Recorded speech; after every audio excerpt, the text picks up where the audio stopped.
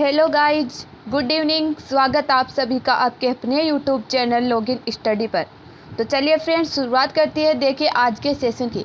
आज हम आपके लिए लेकर आए हैं पीटीटी और बीएसटीसी इंट्रेंस एग्ज़ाम 2022 में पूछे जाने वाले शिक्षण अभिरुचि की महत्वपूर्ण प्रश्नोत्तरी। देखिए फ्रेंड्स, इस सेशन में हम आपके लिए लेकर आते हैं प्रीवियस ईयर एग्जाम में पूछे गए क्वेश्चनों का कलेक्शन, जो आपके लिए इंट्रेंस एग्जाम 2022 के लिए बहुत ही महत्वपूर्ण सेशन देखिए आपके लिए रहने वाला है। तो चलिए शुरुआत करते हैं। देखिए आज के सेशन की। अभी तक अपने फ्रेंड्स के साथ इस सेशन को शेयर नहीं किया है तो शेयर कर दीजिए एक बार जल्द से, ताकि वो भी इस सेशन को ले सके। एक बार सभी अपने फ्रेंड्स को जगा दीजिए ताकि वो भी इस सेशन को ले सके। तो चलिए शुरुआत करते हैं। देखिए आज के सेशन की। सबसे पहले आपके लिए आज बहुत ही एक अच्छा मोटिवेशन हम आपके लिए लेकर आए हैं। अगर कामयाब बनना है तो मंजिल पर नज़र रखो। अगर कामयाब बनना है तो मंजिल पर नज़र रखो। कौवों के टोकने से चील रुका नहीं करती। कौवों के टोकने से चील रुका नहीं करती। तो चलिए शुरुआत करते हैं। देखिए आज के बहुत ही अच्छे मोटिवेशन के साथ। देखिए फ्रेंड्स, कल आपको एक होमवर्क में एक क्वेश्चन दिया था और उसका आंसर आपको कमेंट बॉक्स में देने के लिए कहा था। कुछ बच्चों ने कमेंट बॉक्स में इस क्वेश्चन का आंसर दिया भी है और कुछ का सही भी है। तो देखिए क्वेश्चन था होमवर्क का, शिक्षा एक त्रिकोणीय प्रक्रिया है, इसके तीनों कोण कौन कौन से हैं। आपको पूछा गया था जो शिक्षा एक त्रिकोणीय प्रक्रिया है तो इसके तीनों कोण कौन कौन से हैं, यह आपको पूछा गया था। छात्र, शिक्षक, सामाजिक परिवेश, या फिर पाठशाला छात्रा या शिक्षक, छात्र पाठशाला ज्ञानार्जन, या फिर अध्यापक छात्र या ज्ञान। तो देखिए इसका करेक्ट आंसर होगा ऑप्शन ए। जो एक त्रिकोण प्रक्रिया में तीनों कोण कौन कौन से होते हैं, छात्र, शिक्षक और सामाजिक परिवेश। चलिए नेक्स्ट है क्वेश्चन नंबर 1 आज का। विद्यालय से छात्रों के भागने का कारण क्या है। देखिए बहुत ही इंपॉर्टेंट क्वेश्चन है। विद्यालय से छात्रों के भागने का कारण क्या है। रुचिकर कक्षा शिक्षण न होना, या फिर छात्रों की शिक्षा में रुचि न होना, या फिर छात्रों को दंड न देना, या फिर अध्यापकों की समस्या के प्रति उदासीनता। तो देखिए राइट आंसर क्या होगा। ऑप्शन डी इसमें करेक्ट आंसर होगा। अध्यापकों की समस्या के प्रति उदासीन होने के कारण छात्र स्कूल से भाग जाते। ऑप्शन डी करेक्ट आंसर होगा। नेक्स्ट है क्वेश्चन नंबर 2।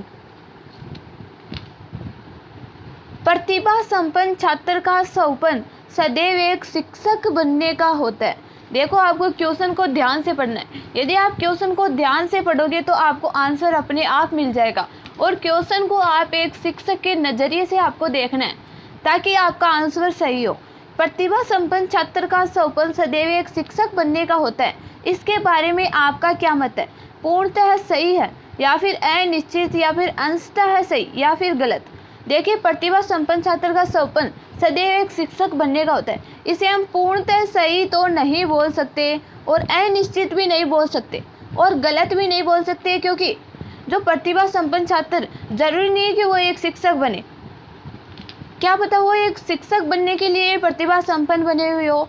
तो हम इसका आंसर देंगे ऑप्शन सी, अंशतः सही, यानी हो भी सकता है या फिर नहीं भी हो सकता। ऑप्शन सी देखो करेक्ट आंसर होगा। नेक्स्ट है क्वेश्चन नंबर 3। समय चक्कर में विषयों के वितरण का क्या आधार होना चाहिए। जो हमारे विद्यालय में जो टाइम टेबल बनाया जाता है, यानी पाठ्य वस्तु पढ़ाने का जो टाइम टेबल बनाया जाता है, जो हमारे पीरियड आते हैं विद्यालय में, तो वो किस प्रकार बनाए जाते हैं। यानी छात्रों की रुचि के आधार पर विषयों का वितरण किया जाता है, या फिर कोई आधार नहीं होना चाहिए, या फिर विषयों की कठिनाई के आधार पर, या फिर विद्यालय की सुविधा अनुसार। तो देखिए करेक्ट आंसर क्या होगा। विषयों का वितरण हम किस प्रकार करेंगे, विषयों की कठिनाई के आधार पर। ऑप्शन सी करेक्ट आंसर होगा। देखिए यदि हम सबसे पहले विद्यालय में जाते यदि हम कठिनाई बहुत ही कठिन सब्जेक्ट दे देंगे तो बच्चे जाते ही बोर हो जाएंगे, फिर उनका पढ़ाई में रुचि नहीं लगेगी। तो सबसे पहले विद्यालय में जाते ही थोड़ा सरल सब्जेक्ट देना चाहिए और उसके बाद में धीरे धीरे हार्ड सब्जेक्ट देना चाहिए, जिससे बच्चों की पढ़ने में रुचि बनी रहे। तो ऑप्शन सी देखो करेक्ट आंसर होगा। नेक्स्ट है क्वेश्चन नंबर 4। हमारी वर्तमान शिक्षा प्रणाली शिक्षित बेरोजगार बढ़ाने वाली प्रणाली है। जो वर्तमान शिक्षा प्रणाली है वो शिक्षित बेरोजगार बढ़ाने वाली प्रणाली है, क्योंकि शिक्षा से लाड मेकाले की नीतियां पर आधारित है, या फिर शिक्षा से मात्र सैद्धांतिक ज्ञान ही दिया जा सकता है, या फिर शिक्षा व्यवसायोन्मुखी नहीं है, या फिर ये सभी। तो देखिए राइट आंसर क्या होगा, ऑप्शन सी। जो वर्तमान शिक्षा प्रणाली है वो शिक्षा व्यवसायोन्मुखी नहीं है, यानी व्यवसाय के अनुरूप नहीं है, इसलिए जो वर्तमान शिक्षा प्रणाली है वो शिक्षित बेरोजगार बढ़ा रही है। तो ऑप्शन सी करेक्ट आंसर होगा। नेक्स्ट है क्वेश्चन नंबर 5। क्योंकि हमारे भारत में क्या होता है, उद्देश्यहीन शिक्षा दी जाती है, इसका कोई उद्देश्य नहीं रहता। नेक्स्ट है क्वेश्चन नंबर 5। छात्रों में श्यामपट्ट कार्य को आकर्षक बनाने हेतु निम्नलिखित में से कौन सा अधिक उपयोगी है। जो श्यामपट्ट कार्य है उसको आकर्षक बनाने हेतु कौन सा अधिक उपयोगी है। अच्छे लेख और श्यामपट्ट कार्य के महत्वपूर्ण भाषण देना, या फिर सभी छात्रों को समय समय पर श्यामपट्ट पर अभ्यास कराना, या फिर शिक्षक का स्वयं श्यामपट्ट पर कार्य करना, या फिर अच्छे लेख वाले पत्र का उदाहरण देना। तो देखिए राइट आंसर क्या होगा, श्यामपट्ट कार्य को आकर्षक बनाने हेतु हमें क्या करना चाहिए, शिक्षक का स्वयं श्यामपट्ट पर कार्य करना चाहिए। ऐसा नहीं कि जब बस शिक्षक क्लास में आए और किताब उठाए और पढ़ाए, उसकी रीडिंग लगाए और चले गए। शिक्षक को श्यामपट्ट पर कार्य करना चाहिए, जिससे क्या होगा, श्यामपट्ट कार्य के प्रति छात्र आकर्षक बने रहेंगे। ऑप्शन सी देखो करेक्ट आंसर होगा। यदि ऑप्शन बी आप करके आते हो तो इसमें आपको 2 नंबर मिलेगा। यदि ऑप्शन सी इसमें नहीं रहता तो आप ऑप्शन बी कर सकते थे, लेकिन ऑप्शन सी इसमें दे रखा है कि शिक्षक का स्वयं श्यामपट्ट पर कार्य करना, इसमें आपको 3 नंबर मिलेंगे और ऑप्शन बी में आपको 2 नंबर मिलेंगे। नेक्स्ट है क्वेश्चन नंबर 6। छात्रों में स्काउट के प्रशिक्षण के लाभ पर आपके क्या विचार है। जो स्काउट का प्रशिक्षण होता है उसके लाभ पर आपके क्या विचार है। देखिए स्काउटिंग का कैंप बीएड वालों के नहीं होता है, बीएसटीसी वालों के होता है। जो स्काउटिंग का कैंप होता है वो बीएसटीसी वालों के लिए होता है, बीएड के लिए नहीं होता। छात्रों में स्काउट के प्रशिक्षण के लाभ पर आपके क्या विचार है। छात्रों में सेवा भावना का विकास होता है, छात्रों में कम खर्च करने की आदत का विकास होता है, छात्रों में सच बोलने की क्षमता का विकास होता है, या फिर ये सभी। तो देखिए ऑप्शन डी इसमें करेक्ट आंसर होगा, ये सभी। नेक्स्ट है क्वेश्चन नंबर 7। विद्यालय में छात्रों की प्रेरणा हेतु आप निम्न में से क्या करना चाहेंगे। प्रेरित लोगों के उदाहरण देंगे, या फिर छात्रों में पारितोषिक वितरण करेंगे, या छात्रों में प्रतिस्पर्धा की भावना का विकास करेंगे, या फिर प्रेरणा के महत्व पर भाषण देंगे। तो देखिए राइट आंसर क्या होगा, छात्रों की प्रेरणा हेतु हम क्या करेंगे, छात्रों में प्रतिस्पर्धा की भावना का विकास करेंगे। ऑप्शन सी करेक्ट आंसर होगा। नेक्स्ट है क्वेश्चन नंबर 8। देखिए बहुत ही इंपॉर्टेंट क्वेश्चन है, ध्यान से पढ़ना है इसको। जो धन और संपन्नता चाहते हैं बेहतर है कि वे अध्यापक न बने। आपकी इस संदर्भ में क्या राय है। देखिए ऐसे क्वेश्चन ज़्यादा पूछे जाते हैं एग्जाम में। कोई कथन आपको दे दिया जाता है और उसके बारे में आपको अपनी राय देनी होती है, क्योंकि आप एक शिक्षक बनने जा रहे हो तो आपको ऐसे ही क्वेश्चन मिलेंगे। जो धन और संपन्नता चाहते हैं बेहतर है कि वे अध्यापक न बने।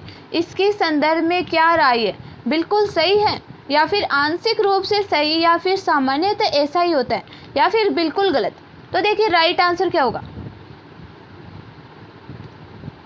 जो धन और संपन्नता चाहते हैं बेहतर है कि वे अध्यापक न बने।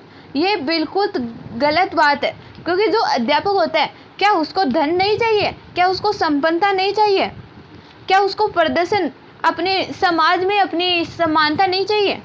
देखिए ऑप्शन डी इसमें करेक्ट आंसर होगा। एक अध्यापक को धन भी चाहिए होता है और संपन्नता भी चाहिए होती है।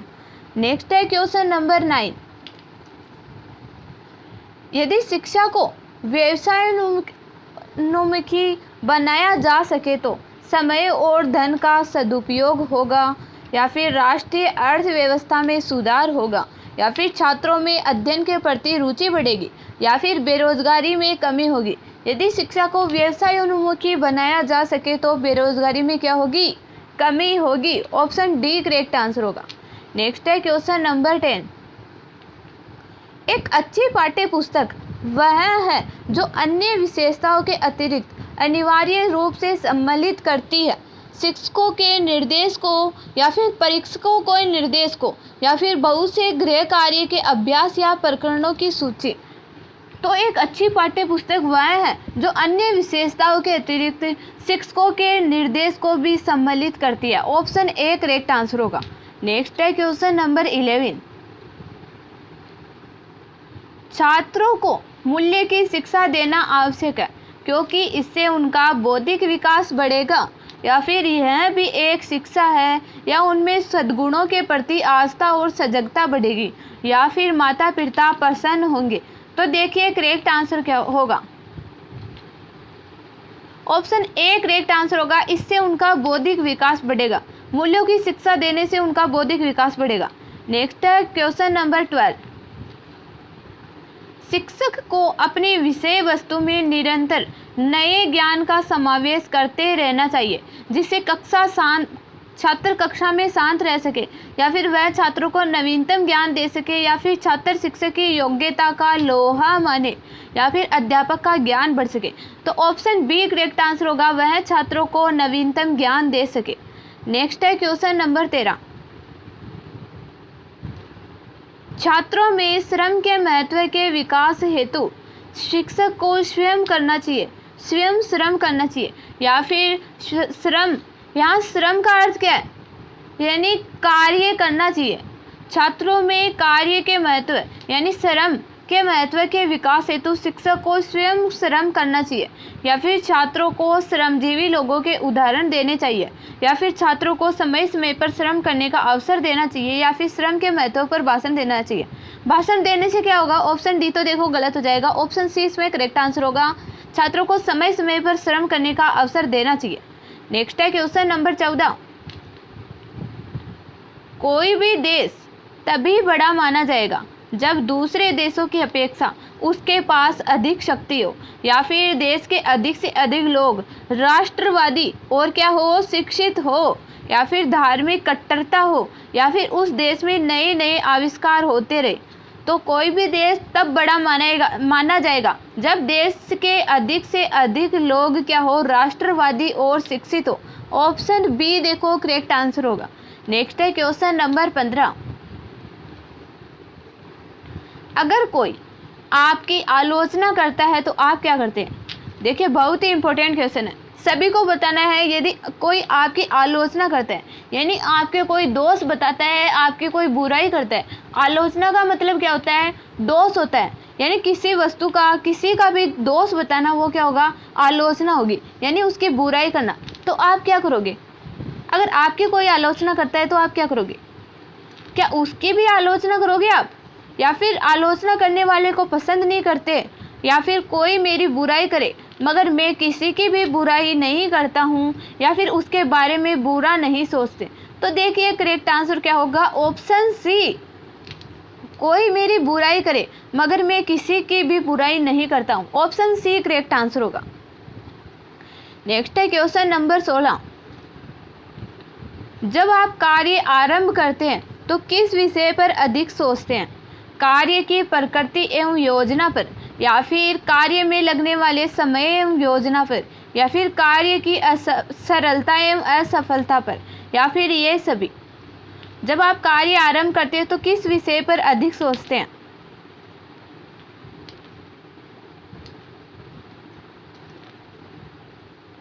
ऑप्शन डी देखो इसमें एक करेक्ट आंसर होगा, यानी उसकी प्रकृति और योजना पर भी हमें सोचना पड़ेगा, उसके अंदर लगने वाले समय और योजना पर भी सोचना पड़ेगा, और उसकी सरलता और असफलता के बारे में भी हमें सोचना पड़ेगा। तो ऑप्शन डी करेक्ट आंसर होगा।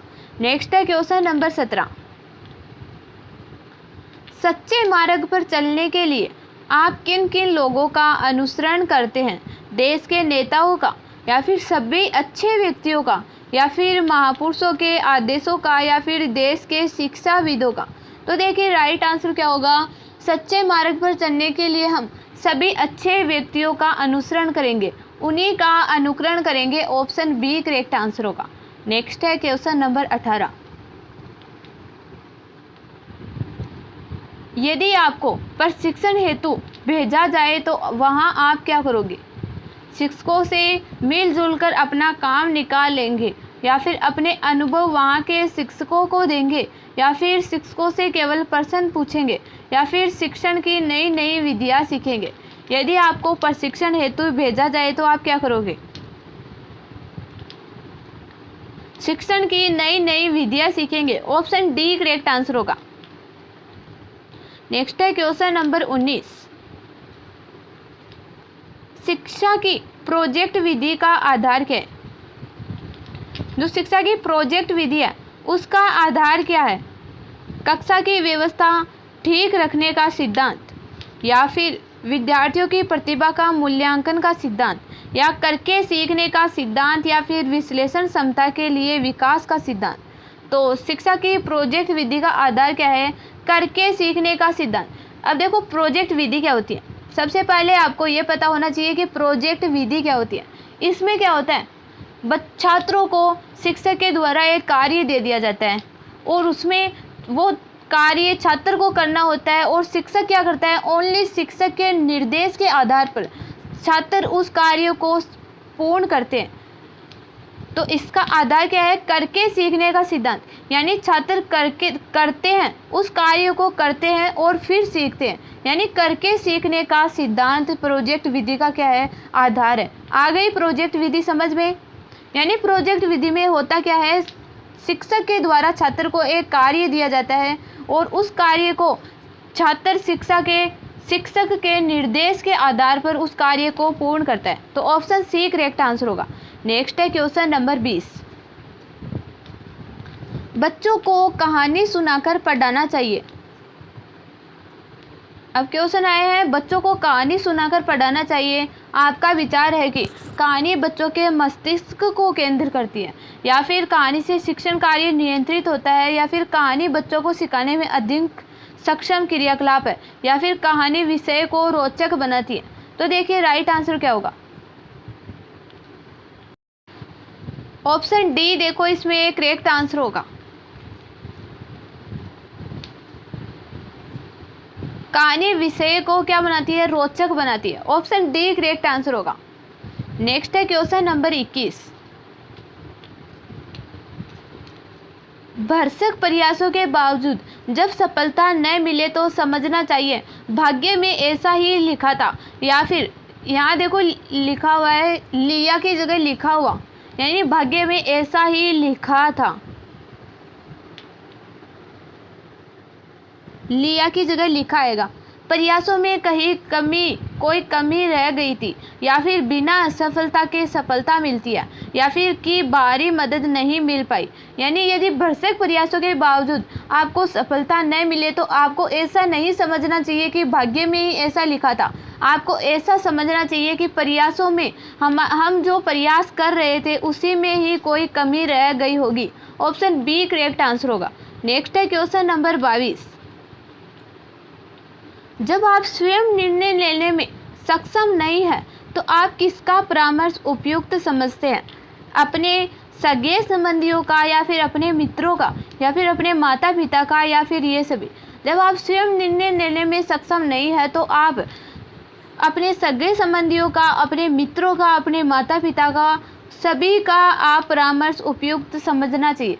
सभी का परामर्श उपयुक्त समझना चाहिए। ऑप्शन डी करेक्ट आंसर होगा। नेक्स्ट है क्वेश्चन नंबर 23। आप दैनिक जीवन में महत्व देते हैं अपनी समस्याओं को सुलझाने का, या फिर आदर्श और नैतिकता की रक्षा को, या फिर अपने प्रियजनों की रक्षा करने को, या फिर दूसरों की समस्या को सुलझाने को? जो दैनिक जीवन में आप किसे महत्व देते हैं?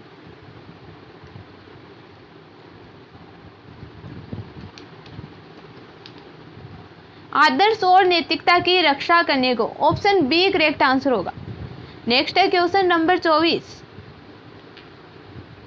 छोटे छोटे बच्चों को पढ़ाने के प्रति आपका विचार कैसा है? उनको पढ़ना अच्छा नहीं लगता, या फिर उनको पढ़ाने से उनकी मन स्थिति की जानकारी मिलती है? देखो यहाँ आएगा उनको पढ़ाना। पढ़ना की जगह आएगा पढ़ाना अच्छा नहीं लगता, यानी छोटे बच्चों को पढ़ाना अच्छा नहीं लगता या फिर उनको पढ़ाने से उनकी मन स्थिति की जानकारी मिलती है या फिर वह अधिक शरारती होते हैं या फिर उनको पढ़ाने में सरदर्द होता है। तो ऑप्शन बी देखो करेक्ट आंसर होगा। जो छोटे बच्चों को पढ़ाने के प्रति हमारा विचार यह है कि उनको पढ़ाने से उनकी मन स्थिति की जानकारी मिलती है। देखिए नेक्स्ट है क्वेश्चन नंबर 25।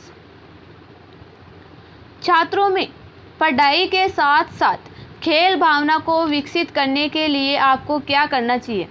उन्हें खेल के माध्यम से पढ़ाना चाहिए या फिर खेल से सर्वांगीण विकास होता है बतलाना, या फिर खेल के पाठ को अवश्य पढ़ाना चाहिए, या फिर छात्रों के साथ खेलना चाहिए।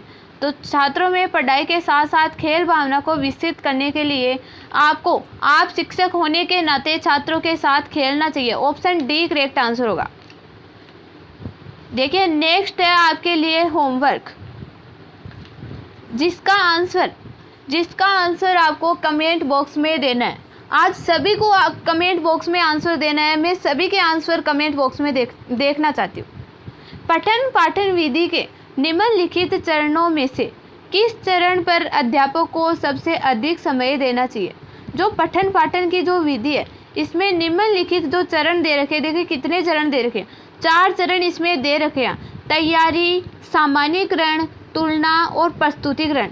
इन चरणों में से अध्यापक को सबसे अधिक समय किस चरण को देना चाहिए, ये आपको बताना है। यानी अध्यापक को तैयारी पर अधिक समय देना चाहिए, यानी विषय वस्तु की तैयारी करने के लिए अधिक समय देना चाहिए, या फिर सामान्यीकरण करने के लिए, या फिर विषय वस्तु की तुलना करने के लिए, या फिर उसे बच्चों के सामने प्रस्तुत करने के लिए किस में अधिक समय देना चाहिए, यह आपको कमेंट बॉक्स में बताना है। चलिए आज की क्लास देखने के लिए सभी को थैंक यू। और अभी तक क्लास को लाइक और शेयर नहीं किया है तो शेयर कर दीजिए और अपने फ्रेंड्स के साथ शेयर कर दीजिए और क्लास को लाइक कीजिए। और आज ही जो इस चैनल पर जुड़े हैं वो चैनल को सब्सक्राइब कर लीजिए। तो चलिए आज की क्लास हम यही एंड करते हैं।